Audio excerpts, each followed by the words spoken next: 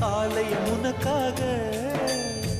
வானில் ஒரு புயல் மழை வந்தால் அழகே என்னை எங்கனம் காப்பாய். கண்ணே உன்னை என் கண்ணில் வைத்து இமைகள் எனும் கதவுகள் அடைப்பேன். சத்தியமாகுமா? நான் சத்தியம் செய்யவா? தொடு தொடுவெனவே வானவில் என்னை தூரத்தில் அழைக்கின்ற நேரம்.